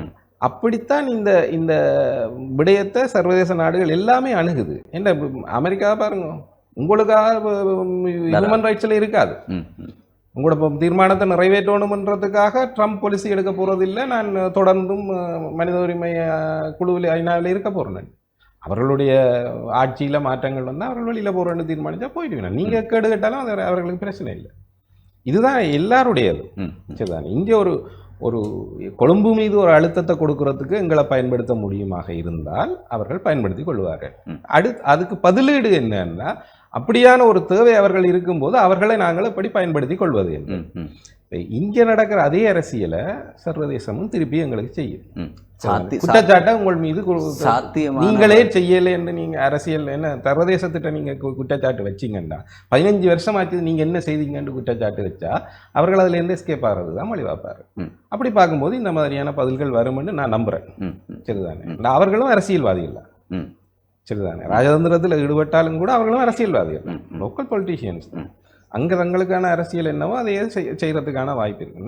நான் இந்த வெறும் குற்றச்சாட்டுகளில் எனக்கு பெரிய அது கட்சி அரசியல் என்று தான் நான் பார்க்குறேன். ஆகவே எனக்கு அந்த கட்சி அரசியல் வாக்கு அரசியலை தாண்டி நாங்கள் ஒரு இன அரசியலாக பார்த்தா இந்த கோரிக்கைகளில் எந்த தொய்வும் இல்லை என்று தான் நான் கருதுகிறேன். அது தொடர்ச்சியாகவே இருந்து கொண்டிருக்குது. ஆனால் அதை எப்படி அடைகிறது என்றதுக்கு எங்களுக்கு வழிமுறை தெரியல, சாத்தியப்படுத்தக்கூடிய வழி தெரியல. இப்போ யாரு விக்னேஸ்வரன் ஐயா முதல்ல ஒரு தடவை சொன்ன மாதிரி தான் எல்லா கட்சியும் சமைச்சு தான் கேட்குறோம். ஆனால் அது எப்படி தடுக்கிறதுன்னு ஒருத்தருக்கும் தெரியாது. இங்கேயும் அதே தான், எல்லாருக்கும் போர்க்குற்ற விசாரணை வேணும், எல்லாருக்கும் மனித உரிமைகள் மீறல்கள் தொடர்பாக அல்லது மனித குலத்துக்கு எதிரான குற்றங்கள் தொடர்பாக நீதி வேணும். முடிந்தால் இனப்படுகொலை என்று அதை நிரூபிக்கிறதுக்கான ஆசையும் இருக்குது. ஆனால் அதை யார் செய்கிறது எப்படி செய்கிறதுன்னு தெரியாது. இதுதான் நிலைமை. நான் இந்த கட்சி அரசியலுக்குள்ள திரும்ப வேற இல்லை. அது எப்போவுமே குற்றச்சாட்டு. நீங்கள் என்ன செய்தாலும் குற்றச்சாட்டு இருக்கு. ஏண்டா கட்சி வெவ்வேறு கட்சிகள் இருக்கும்போது ஒரு கட்சி செய்கிறத சரி என்று சொல்றதுக்கு மற்ற கட்சி இல்லை. ஆக நீங்க என்ன செய்தாலும் அதுல குறையும் குற்றமும் கண்டுபிடிச்சு பதில் சொல்றதுக்கு ஒருத்தர் இருப்பினும் நாளைக்கு அவர் செய்கிறத குற்றம் கண்டுபிடிக்கிறதுல இவர் மிக முக்கியமா இருப்பார். சரிதான். ஆக அந்த அரசியலை தாண்டி நாங்கள் ஒரு இன அரசியலாக பார்த்தால் இந்த கோரிக்கைகள்ல தொய்வில்லை. அந்த கோரிக்கைகளை அடைகிறதுக்கு என்ன செய்கிறது என்ற வழிமுறைகள்ல தங்களுடைய இயலாமையை மறைக்கிறதுக்கு மற்றவர்கள் மீது குற்றங்களை சுமத்துறதான ஒரு பண்பை அவர்கள் தவிர்த்தாலே ஒரு முன்னேற்றம் இருக்கும்னு நான் கருதுகிறேன் இந்த சந்தர்ப்பத்தில். நான் என்ன செய்தேன் என்ற கேள்வியை ஒவ்வொருத்தரும் தங்களை நோக்கி கேட்டுக்கொண்டா மற்றவன் என்ன செய்யலை என்றதை சொல்றதை விட நான் என்ன செய்தேன் என்றதுக்கான பதிலை தேடி அதை செய்தாலே அது ஏதோ ஒரு ஒரு முன்னேற்றத்தை காட்டும் என்று நான் நம்புறேன். மீண்டும் நான் டாக்டரிடம் இருக்கு. கட்சி அரசியல் போராட்டங்களில் தேவையில்லை, கட்சிகளினுடைய பங்களிப்பு தேவை, அவர்களுடைய அரசியல் அந்த இடத்தில் தேவையில்லை என்பதுதான் மிக பிரதானமானது. நடைபெற்ற போராட்டத்திலும் சில குழப்பங்கள் ஏற்பட்டிருந்தது. அதிலே வெளிப்படையாக சொல்கிறார்கள், போராட்டத்தில் அழைப்பு விட்டவர்கள், போராட்டத்தை ஏற்பாடு செய்தவர்கள், அங்கு நின்று போராடியவர்கள் எதிரான கோஷங்களை முன்வைக்கவில்லை. ஒரு சில தரப்பினரால் இது திட்டமிடப்பட்டு செய்யப்பட்ட ஒரு விடயமாக இருக்கு. இவ்வாறான ஒரு போராட்டம் ஒன்று நடைபெறும் போது, அதை ஏற்படுத்தும் போது, இவ்வாறு தனிப்பட்டவர்களுடைய அரசியல், தனிப்பட்ட கட்சிகளினுடைய அரசியல் அங்கு வந்து அந்த போராட்டத்தை சிதைக்கக்கூடாது. அதை சரியாக கையாள வேண்டும் என்றால் நீங்கள் எதிர்காலத்தில் எவ்வாறு அதை கையாள முடியும் என்று நீங்கள் நம்புகிறீர்கள்? இந்த பிரச்சனைக்கான காரணம் எவ்வாறு அங்கு உருவானது? நீங்கள் அணையா விளக்கு அகிம்சை வழி என்பதுதான் அதனுடைய பிரதானம். ஆனால் அங்கே இந்த போராட்டத்தை திசை திருப்பும் ஒரு செயற்பாடாக அது சில நேரங்களிலே மாற்றமடைந்து விடும் இல்லையா? கட்சி அரசியல்களை கடந்து இனத்துக்கான ஒரு அரசியல் தேவைப்பாடு ஒன்று இருக்குது. இன அரசியல், வாக்கு அரசியல், தேர்தல் அரசியலை மீறி எல்லாரும் நான் இதை செய்கிறேன், செய்து போட்டு அதில் கொஞ்சம் கிரெடிட்ஸ் எடுக்கிறேன், வாக்கு வாங்கி கொண்டு ஒரு பதவிக்கு போகிறேன். இப்படியே வர வர வர வர மக்களும் அந்த அரசியல் என்றோடனே ஒரு வெறுப்புக்கு வந்துட்டுன்னா, அப்போ இந்த வாக்கு அரசியல், தேர்தல் அரசியலை மீறி ஒரு இன அரசியலுக்காக ஒரு அமைப்போன்று கட்டாயம் இருக்க வேண்டிய தேவைப்பாடு ஒன்று இருந்து கொண்டு இருந்தது. இதுக்கு முதல் நடந்த சம்பவம் பாராளுமன்ற தேர்தலுக்கு முதலும் நாங்கள் சொன்னாங்க, ஜனாதிபதி தேர்தலுக்கு பிறகு இப்படி ஒரு அலை என்று ஒன்று வரப்போகுது, நீங்கள் எல்லாரும் ஒன்றாக வேணும். அதுல சிலது வச்சிருந்தாங்க, என்னன்னா மக்கள் வெறுப்பில் இருக்கிறார்கள், உங்களோட தெரிந்த முகங்களை விட்டுட்டு நீங்கள் எல்லா கட்சியும் புதிய முகங்களை ஆளுமையானவர்களை இறக்குங்க, நாங்கள் வேலை செய்யறோம். எல்லா கட்சியாலையும் கேட்கப்பட்டவர்களே நீங்கள் ஆரண்டு இனி அந்த கேள்வியை அவர்கள் கேட்க மாட்டார்கள்னு நினைக்கிறேன். என்னண்டா மக்கள் எதிர்பார்க்கிறதும் அந்த அதாலதான் நாங்கள் சொன்னாங்க எல்லா கட்சியும் வாங்கும், எல்லாரும் வாங்கும், எல்லாரும் வாங்கும். ஏனென்றா பொதுவாக இன அரசியலை முன்னெடுக்கிறதுக்கு எந்தவித எதிர்பார்ப்பும் இல்லாமல், எந்தவித வாக்கு அரசியலோ இல்லை அல்லது ஒரு தனிப்பட்ட இதை முன்னிறுத்தாம இனத்தை முன்னிறுத்தக்கூடிய மக்களுக்கு நம்பிக்கையை, பதவி யாரும் எடுத்துட்டு போகலாம், ஆனால் நம்பிக்கையை யாராலையும் கொடுக்கலாது. அந்த நம்பிக்கை காலகாலம் நான் இறக்கம் வரைக்கும் அந்த நம்பிக்கையை மக்களுக்கு கொடுத்து கொண்டேதான் இருக்கும். அப்ப அப்படியான இப்ப இதுல இருந்த ஒரு அரசியல் ஆசை வந்து இன்னொரு கட்சிக்குள்ள இனத்துக்குள்ளே போயிடலாம். ஆனால் இப்படி ஒரு இன அரசியலை முன்னெடுக்கிற மக்கள் மயப்படுத்தப்பட்ட ஒரு அரசியல் இயக்கத்தின் அடிப்படையை வந்து இப்ப மக்கள் புரிஞ்சிருக்கணும். இவன் அரசியல் கட்சிகள் கூட புரிஞ்சிருக்கணும். சில கட்சிகளுக்கு அது ஒரு அச்சுறுத்தலாகவும் இருக்கு. அப்ப நாங்கள் எல்லாரையும் வாங்கோன்னு சொல்லிக்கலாம். அது ஒரு கட்சி அது தங்களுக்கு ஏற்ற மாதிரி எங்கேயுமே ஒரு பிரச்சனை ஒன்று வரும், அல்லது யார் எது செய்தாலும் அது ஒரு சாய பூச தன்மை ஒன்று இருந்து கொண்டு இருக்கும். எல்லா கட்சிகளையும் வாங்கன்னு சொன்னோம். அந்த பிரச்சனை தொடர்பாக கதைக்குள்ள அமைச்சராக இருக்கக்கூடிய சந்திரசேகரன் மீதும் போராட்டக்காரர்கள் அதுல வந்திருந்த ஏற்பாட்டாளர்களுக்கும் அதுக்கும் எந்த சம்பந்தமும் இல்லை. நடந்த நிகழ்வுகளுக்கு நாங்கள் அதை தடுக்க முயற்சி செய்துறாங்க ஏற்பாட்டாளர்கள். இப்ப என்னுடைய கருத்தாக நான் இதுல சொல்லக்கூடியது என்னன்னா, இப்படி மற்றவளும் யோசிச்சு பாருங்க, ஒரு எல்லாருடைய இன உணர்வையும் நான் மதிக்கிறேன். அவர் திரு CVK சிவஞானம் அவர்கள் ஈழ மக்கள் ஜனநாயக கட்சியோட போய் நின்றதுக்காக ஒரு சாமானியான கோபம் நானும் விமர்சிச்சிருக்கேன். அந்த டைம்ல நானும் வர கோபமா விமர்சிச்சிருக்கிறேன். இவர்கள் JVP கட்சி வந்து சந்திரிகா அம்மையார் அரசாங்கத்தோட இருந்தவ, பிறகு மஹிந்த ராஜபக்ச அரசாங்கத்துக்கு சப்போர்ட் பண்ண வேண்டும் விமர்சனங்கள் இருக்கு. அப்ப ஒரு சாமானியனுக்கு ஒரு உணர்வு வரும், உங்களை இதுல வரக்கூடாது. ஆனா நாங்கள் என்ன யோசிச்சுனாங்களா, ஒரு அமைதி வழி போராட்டத்துல அவர் அஞ்சலி செலுத்த விட்டுட்டு வெளியில வந்தவர்கிட்ட உங்களை மாதிரி ஊடகவியலாளர்கள் இது தொடர்பில் கேட்க அவர் என்ன சொல்லியிருப்பார்? ஒரு படுகொலை நடத்தப்பட்டதோ இல்லை. இதான் ஒரு சொல்லப்பட்டிருக்கும். அவருடைய குரல் அங்கு பெருமதியான கேள்வி பெருமதியான அது ஒரு ஆவணமாக ஒரு ஆதாரமாக எடுக்கலாம். அது நீங்கள் அவரை ஒரு அமைச்சரா பார்க்கறதை விட அவர் ஒரு கோர் மெம்பர். கிட்டத்தட்ட அவருடைய நிலப்பாடு அரசாங்கத்தின் நிலப்பாடாக இருக்கும். அதையே நாங்கள் முன்னெடுக்கலாம். ஒரு அறவழியில போராடக்கூடிய மக்கள் போராட்டமா நாங்கள் அதை கொண்டு போறதுக்கு இருக்கல. பாருங்க, அரசாங்கமே சொல்லுது இங்க படுகொலை நடந்திருக்கு, இந்த படுகொலையை விசாரிக்க வழிகிட்டா தனியாக ஒரு படுகொலையை மட்டும் விசாரிக்கலாம், எல்லாத்தையும் விசாரிக்கணும் முதல் கட்டம். அப்ப அதை எதிர்க்கிற சில அமைப்புகள் குழப்பி இருக்கலாம். அல்லது அவர்கள் என்ன செய்யணும்னு சொன்னா அந்த உணர்ச்சியாக நின்ற இளைஞர்களை, உணர்வுபூர்வமா நின்ற சிலரை பயன்படுத்தி கொண்டார்கள் என்றதை நான் சொல்லுவேன். இப்ப எடுத்த வாக்குல இவன் என்ன இதுக்குள்ள வர்றான், இவன் இப்படி எங்களுக்கு அழிவுக்கு காரணமானவன் என்று சொன்னோன்னா ஒரு இளைஞனுக்கு என்ன செய்யும், அந்த கோபம் பெறும். ஆனா நாங்கள் கிட்டத்தட்ட அந்த வயசை கடந்துட்டோம்ன்றபடியா நாங்கள் யோசிச்சது ஒரு செய்தியை சொல்லணும், இந்த வரலாறு ஆவணப்படுத்தணும். பிரேமண்ணா கூட அதுல உரை நிகழ்த்தினாரே என்றா அங்க நடந்த சில சம்பவங்கள் தொடர்பில் எந்த ஆவணங்களும் எங்கள்கிட்ட இல்லை. பத்திரிகை கட்டிங் நாங்கள் தேடிக்கொண்டிருக்கக்குள்ள வெவ்வேறு ஆக்கள் தங்களோட பிள்ளைகள் காணாமல் போனதுகள், பத்திரிகை செய்திகள், பிரணவன் என்ற கண்ணீரஞ்சலி பேப்பரை கூட எங்களால் கண்டுபிடிக்கக்கூடியதாக இருந்தது. ஆனால் நாங்கள்ட்ட ஆவணமா இல்லை. இந்த நிகழ்வு அத்தனையை நாங்கள் ஆவணப்படுத்துகிறோம். இந்த ஆவணம் படுத்தைக்குள்ள அதில் ஒரு அமைச்சர் பேசி இருக்கிறது ஒரு பெருமதியான விஷயம். ஆனால் அதை தடுத்துட்டு அதுதான் எங்களுக்கு இருக்கக்கூடிய கவலை. அப்ப இங்க கட்சிகள் கடந்து எல்லாரையும் வாங்கன்னு சொன்னது அதுக்காகத்தான். அதுல ஒருத்தர் பொய் சொல்லி படிப்பேன், அவை பட்டலந்த எப்படி கதைச்சினமோ அது போல இது ஒரு படுகொலையா நடந்தது சம்பவம் அன்றைக்கு. அது ஒரு செய்தி, ஒரு ஆவணம். சகோதரர் ஒருவர் கூட கலந்து கொண்டார். நாங்கள் அவரையும் எங்களோட கோரிக்கைகள் கதைக்கக்கூடிய இடத்துல முன்னிலைப்படுத்தினாங்க. தெற்குக்கு இந்த செய்தி போக வேண்டும்.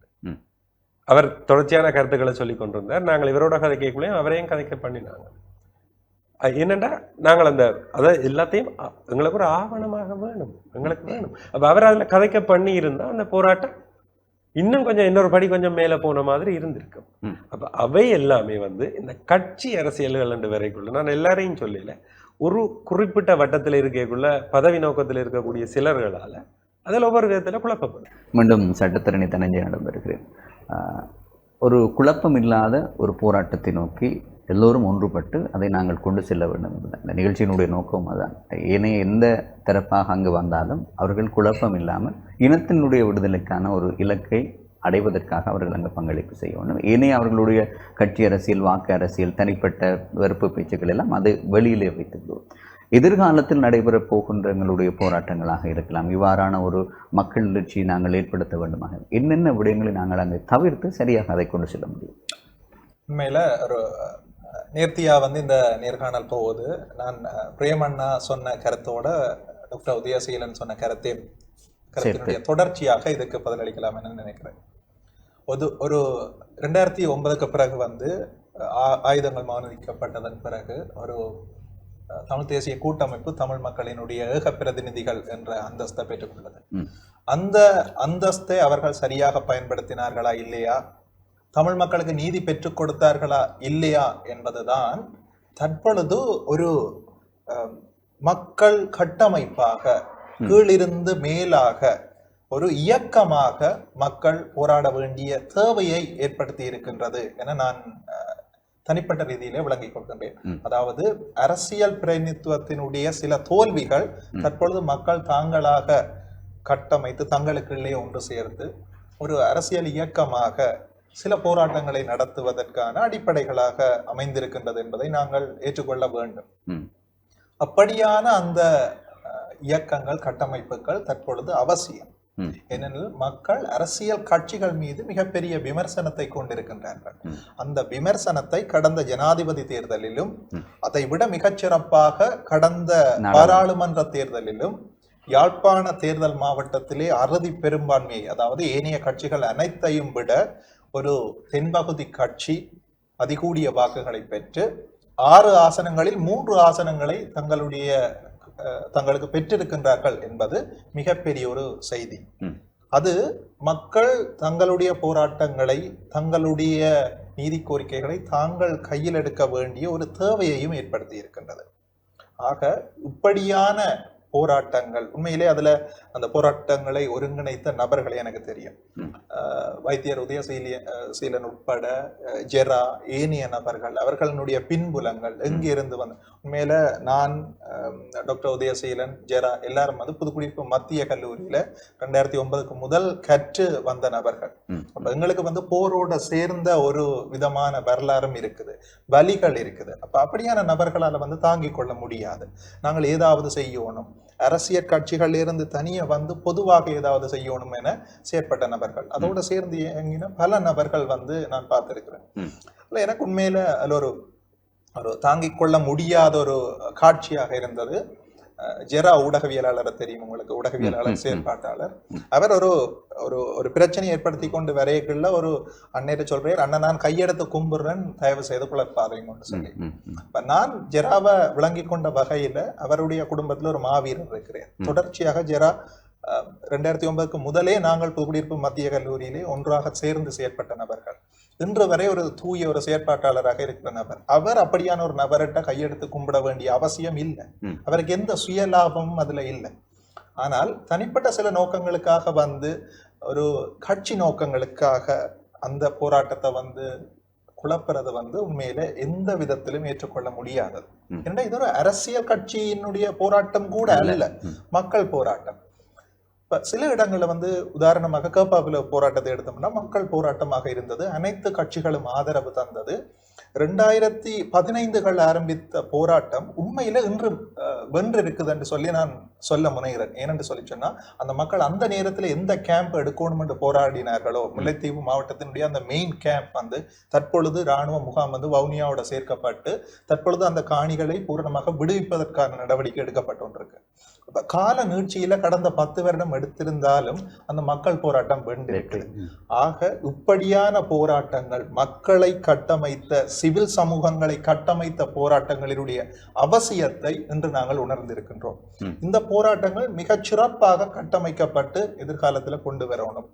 அரசியல்வாதிகளுக்கு மிகப்பெரிய ஒரு படிப்பனையாக இந்த போராட்டங்கள் வந்து அமையணும். என்னென்று சொல்லி சொன்னா அவர்கள் தங்களுடைய அரசியல் கட்சி பேதங்களை களைந்து விட்டு அந்த பொதுவான இடங்களுக்கு வந்து மக்களோடு மக்களாகத்தான் அவர்கள் செயலாற்றணும் என்றதை வந்து நாங்கள் சொல்ல முனைய வேண்டும்.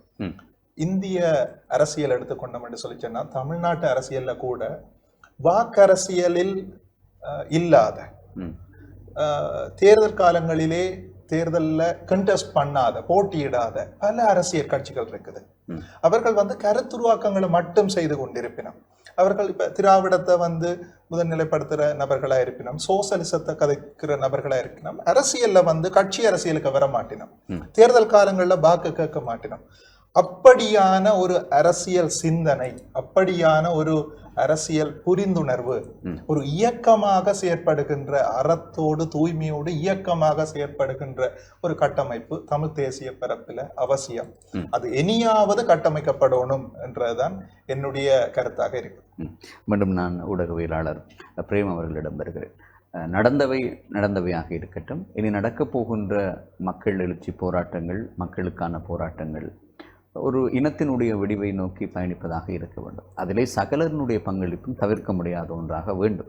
அது ஊடகவியலாளர்கள், மதத் தலைவர்கள், அரசியல்வாதிகள், பல்கலைக்கழக மாணவர்கள், சமூக செயற்பாட்டாளர்கள் அத்தனை பேரும் அந்த இடத்தில் ஒன்று திரண்டு ஒரு புள்ளியில் அவர்கள் நிற்க வேண்டும். ஏனைய அரசியல்கள் அது வெளியிலே, நீங்கள் அப்போது சொன்னது போல வாக்கரசியல் அது தேர்தல் காலத்தில் இருக்கட்டும், அந்த காலங்களில் நீங்கள் அடிபட்டுக் கொள்ளுங்கள், உங்களுக்கான பிரச்சார காலம் இருக்கும், அரசாங்கமே அதை தேர்ந்தெடுத்தார்கள் அங்கே. ஆனால் அதை இங்கே நீங்கள் வைக்கக்கூடாது. இனி வருகின்ற அந்த காலத்தில் அதை சரியாக செய்யப்பட வேண்டும் என்றால் எப்படி அதை ஒழுங்குபடுத்தணும், நாங்கள் அதை எப்படி எதிர்கொள்ள வேண்டும்? இந்த போருக்கு பிறகான சூழல்ல 2 விதமாக இருக்குது. நாங்கள் ஒரு நீண்ட அஹிம்சை மரபில் வந்திருந்தாலும் அதுக்கப்புறம் ஒரு 30 வருஷம் நாங்கள் ஒரு ஆயுத ரீதியான கட்டமைக்கப்பட்ட இயக்கங்களினுடைய காலத்தில் இருந்த நாங்கள். மக்கள் இயக்கங்கள் மீது ஆர்வம் கொண்டதற்கான ஒரு காரணம் என்னென்னா விரைந்த நீதி என்றது ஒன்று இருக்கு. அன்றைக்கு சரியோ பிள்ளையோ சில தவறுகள் நடந்தால் இயக்கங்கள் அடுத்த ஒரு 2 வாரத்திலேயோ அல்லது கூடி போனால் ஒரு மாதத்துக்குள்ளேயோ அதுக்கான தண்டனை கிடைக்கும். இது நியாயமாக இருக்கிறார்கள் என்று அவர்கள் மீது நம்பிக்கை வைப்பதற்கான ஒரு பலமான அடித்தளமாக இருந்தது மக்கள்கிட்ட. அப்படி அந்த அந்த பாரம்பரியத்திலே வந்த மக்கள் இப்போதும் தங்களுக்கு எதிரான அநீதிகளுக்கு உடனடி நீதியை எதிர்பார்க்கிறார்கள். அது வேண்டும் என்று எதிர்பார்க்கிறார்கள். இலங்கையினுடைய சிஸ்டத்துக்குள்ள அது சாத்தியம் இல்லை, அதுக்கு வாய்ப்பே இல்லைன்னு சொல்லலாம். ஆனால் அது வாய்ப்பே இல்லைன்றதுனால நாங்கள் போய் பிடிச்சு கொண்டது சர்வதேசம். சர்வதேசத்துக்குள்ள உடனடி நீதி சாத்தியமே இல்லை. நீங்கள் எதை எடுங்கோ, கொசோவோவை எடுங்கோ அல்லது பொஸ்னியாவை எடுங்கோ அல்லது முந்தி பொல்போட்டுண்ட அட்டூழியலுங்களை எடுங்கோ, எதுக்கு 15-20 வருஷத்துக்கு உள்ள நீதி கிடைத்திருக்குன்னு சொல்லுங்க. ஒன்றுக்கும் கிடைச்சதில்லை. ஆக அந்த சர்வதேச நீதியை நாங்கள் அடைகிறது என்ற அது நீண்டகால ஒரு போராட்டம். அப்படியான ஒன்றுக்கு நாங்கள் இந்த மக்களை தயார்படுத்தவும் இல்லை. ரெண்டாவது, அவர்கள் எதிர்பார்க்குற அந்த நீதி, உடனடி நீதிக்கான வழிகளில் தொடர்ந்தும் அவர்களை திருப்திப்படுத்தக்கூடிய வகையிலும் இந்த அரசியல் கட்சிகள் நடந்து கொள்ளல. எல்லா அரசியல் கட்சிகளும் ஒரு கட்சி என்று அல்ல, ஒன்று குற்றஞ்சாட்டினாலும் எல்லாரும் அதே ஒரே பாஸ்கெட்டுக்குள்ள வரக்கூடிய ஆட்கள் தான். அதுதான் இப்போ பிரச்சனை. அப்போ இங்கே அரசியல் இயக்கங்கள் திரும்ப வேண்டியிருக்கு. சரிதானே? எப்படி 30 வருஷத்துக்குள்ள ஒரு இயக்க சூழல் இருந்ததோ அது மாதிரி தங்களுடைய பிரச்சனைகளுக்காக, தங்களுடைய தேவைகளுக்காக முற்றிலுமாக குரல் கொடுக்கக்கூடிய அரசியல் இயக்கங்களை மக்கள் நாடுகிறார்கள். அதனுடைய விளைவு தான் அப்பப்போ ஒவ்வொன்றும் எழும்புது. சரிதானே? அது பிடிபியாக இருக்கட்டும் அல்லது இன்றைக்கு மக்கள் செயலாக இருக்கட்டும், அரசியல் களம் செயலிழந்து கிடக்கும்போது, அது வாக்கு அரசியலை தாண்டி செயற்படாத ஒரு சூழல் இருக்கும்போது மக்கள் அந்த இடத்தை நிரப்புவதற்கு ஒரு அமைப்பு முயற்சிக்குது அல்லது அதுக்கான அது மக்கள் செயல் என்பது அப்படிதான் வருது. இதை அந்த வங்குரோத்து அரசியல்வாதிகள் பயன்படுத்த முயற்சிப்பார்கள். அது தவிர்க்க முடியாது. இதுதானே? ஆனால் அதை கட்டுப்படுத்துறதுக்கு தான் நாங்கள் எங்களுடைய ஊடகங்கள் அல்லது அறநெறி சார்ந்த அமைப்புகள் எல்லாமே வர வேண்டும். எனக்கு அன்றைக்கே அந்த இடத்துல மிக குறைபாடாக தெரிந்தது என்னென்றால், அந்த இடத்துல பல கட்சிகளுடைய 2ஆம் மட்ட தலைவர்கள் எல்லாரும் நின்றவர்.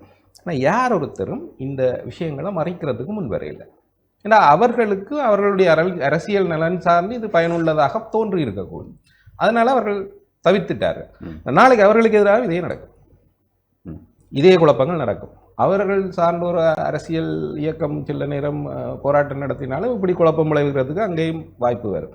இதை அவர்கள் புரிந்து கொள்ளவில்லை. இது ஒரு அரசியலுக்கு அப்பாற்பட்ட போராட்டம். ஆகவே இங்கே இந்த மாதிரி நடக்கக்கூடாது என்ற தங்களுடைய தார்மீக கடமையை அவர்கள் நிறைவேற்றவில்லை. இன்றைக்கு வரைக்கும் நிறைவேற்றவில்லை. நான் நினைக்கிறேன் ஐங்கரநேசனை தவிர, பசீர் காக்காவை தவிர வேறு யாரும் இந்த விஷயங்களை கண்டித்து அறிக்கை விட்டதாக எனக்கு தெரியல. மற்ற எந்த அரசியல் தலைவர்களும் முடியல. அப்ப நீங்க தவறை சுட்டி காட்டவும் மறுக்கிறீங்க. தவறு நிகழாம தடுக்க தவறுனது மட்டும் இல்லை, தவறை சுட்டி காட்டவும் தவறுறீங்க. அப்படி தவறிக்கொண்டே இருந்தீங்கன்னா இந்த பிரச்சனைகளை தீர்க்க முடியாது. முதல்ல அரசியல் கட்சிகள் மிக உறுதியாக இந்த மாதிரி விஷயங்களுக்கு எதிரான தங்களுடைய நிலைப்பாட்டை பதிவு செய்யும். நீங்கள் அரசியலுக்கு உங்களுடைய கட்சி அரசியலை வெளியே வச்சுக்கொள்ளுங்க. இது மாதிரி போராட்டங்கள் அந்த மாதிரி நிகழக்கூடாது என்றதை அவர்கள் ஆணித்தரமாக பதிவு செய்தால் மட்டும்தான் இந்த மாதிரியான சம்பவங்கள் எதிர்காலத்தில் அரசியல் கட்சிகளுக்குள்ளே இருக்கிறவர்களாக நிகழாது. அதை தாண்டி வேறு பலரால் ஒவ்வொருத்தரையும் கட்டுப்படுத்த முடியாது. ஒவ்வொருத்தரும் உணர்வெழுச்சியோடு அங்கே இருக்கும்போது அவர்களை கட்டுப்படுத்த முடியாது. இப்போ பார்த்தீங்கன்னா ஐநாவினுடைய தூதரே அந்த இடத்துல வந்தோன்னு எமோஷனல் ஆகிடுறார். சரி, அந்த சூழல் அப்படி தான் இருக்கும். ஸோ அது ஒரு எமோஷனல் சூழல். நீங்கள் போனால் உங்களையும் அந்த எமோஷன் தொத்திக்கொள்ளும். அந்த மாதிரி இடத்துல எல்லாரையுமே கட்டுப்படுத்த முடியாது என்ற போது போராட்டத்தை ஒழுங்குபடுத்துபவர்களும் அதுக்கேற்ற ஒரு குறைந்தபட்ச தொண்டர் படை கொண்ட ஒரு கட்டுப்பாட்டு பொறிமுறையாவது உருவாக்குறதை பற்றி யோசிக்கணும். ஏன்னா இப்போ ஒரு அனுபவம் கிடைச்சாச்சு தானே இப்படி வந்து குழப்பப்படலாம், அது விஷயமே வேற மாதிரி மாற்றப்படலாம்ன்றதுனால எனக்கு அதில் நான் நினைக்கிறது அந்த வீதியில் அவர்கள் நிறுத்தப்படாமல் இருந்திருந்தாலே இந்த பிரச்சனை குறைந்திருக்கும்னு நான் நம்புகிறேன். அவர்கள் எங்கேயோ ஒரு இடத்துல கொண்டு வர உண்மையாக போராட்டத்துக்கு வந்தவர்கள் எல்லாரும் அப்படி போய் தங்கட அந்த பந்தல்கள் அதுகளுக்குள்ள இருந்து அடையாளமாக தங்களுடைய பிள்ளையை காட்சை தூக்கி வச்சுக்கொண்டு தங்களுடைய எதிர்ப்பை தெரிவித்து அங்கே இருந்த அமைதியாக. ஆனால் இவர்கள் வெளியில் நிற்பதற்கு அனுமதிக்கப்பட்டதன் விளைவாகத்தான் இது அந்த இடத்துல நிகழ்றதுக்கான வாய்ப்பை கொடுத்துட்டு ஒன்று ஒரு கிலோமீட்டருக்கு வெளியில் அவர்கள் அந்த மாதிரி நிற்கக்கூடாது என்ற ஒரு சின்ன பொறிமுறை ஒன்றை உருவாக்கி இருந்தால் 1 கிலோமீட்டருக்கு வெளியில் தான் இந்த மாதிரி சம்பவங்கள் நடந்திருக்கும். அது இதை பாதிச்சிருக்காது. சரி, அப்போ அந்த 2 விஷயத்தையுமே செய்யணும். முக்கியமாக அரசியல் தலைவர்கள் இதற்கு எதிரான தங்களுடைய வலுவான கருத்துக்களை பதிவு செய்யணும். ஏனென்றால் அப்போ தான் அவர்களுடைய தொண்டர்களும் சரி மக்களும் சரி இது பிழை என்பதை உணர்வார். இல்லை நிகழ்ந்தது இன்னொரு கட்சிக்கு, அதனால் எங்களுக்கு அரசியல் லாபம் இருக்குது என்று அவர்கள் இன்றைக்கு நினைத்தால் நாளைக்கு அது அவர்களுக்கும் பூமராங் மாதிரி திரும்ப. சரி, இதோடு நாங்கள் இன்றைய எது சரியது பிள்ளை நிகழ்ச்சியை நிறைவுக்கு கொண்டு வரலாம். இன்றைய எது சரியது பிள்ளை நிகழ்ச்சியிலே கடந்த நாட்களிலே நடைபெற்ற மிக முக்கியமான ஒரு விடயமா அணையா விளக்கு போராட்டம், மக்கள் செயல் அமைப்பினுடைய ஏற்பாட்டில் 3 நாட்கள் மேற்கொள்ளப்பட்ட போராட்டம் தொடர்பாகவும் அதிலே மேற்கொள்ளப்பட்ட விடயங்கள் தொடர்பாகவும் எதிர்காலத்தில் இந்த போராட்டம் எப்படியான வடிவங்களை நோக்கி நகர வேண்டும், எங்களுடைய போராட்டம் எவ்வாறு இருக்க வேண்டும் என்று பல்வேறுபட்ட கருத்துக்களை மக்கள் நலன் சார்ந்து மக்களிடம் கொண்டு வந்திருக்கிறோம் என்று நம்புகிறோம். இந்த விடயங்களை பேசுவதற்காக மிக முக்கியமான 3 எங்களுடைய நிகழ்ச்சியிலே கலந்து சிறப்பித்திருந்தார்கள். மக்கள் செயல் அமைப்பினுடைய செயற்பாட்டாளர் வைத்தியர் உதயசீலன் கற்கண்டவர்களுக்கு இந்த நேரத்தில் நம்முடைய மனமார்ந்த நன்றிகள். சட்டத்திரணி ஒரு அரசியல் சமூக செயற்பாட்டாளர் திரு தனஞ்சயன் அவர்களுக்கும் மனமார்ந்த நன்றிகள். ஊடகவியலாளர், சிரேஷ்ட ஊடகவியலாளர், காலை கதிர் பத்திரிகையினுடைய பிரதம ஆசிரியர் திரு பிரேம் அவர்களுக்கும் மனமார்ந்த நன்றி. மீண்டும் இவ்வாறான விடயங்கள், மக்கள் நலன் சார்ந்த விடயங்களை தொடர்ந்தும் எது சரியது பிள்ளை நிகழ்ச்சி உங்களிடம் கொண்டு வரும் என்று கூறி மற்றும் ஒரு நிகழ்ச்சியில் உங்கள் அனைவரையும் சந்திப்போம். வணக்கம்.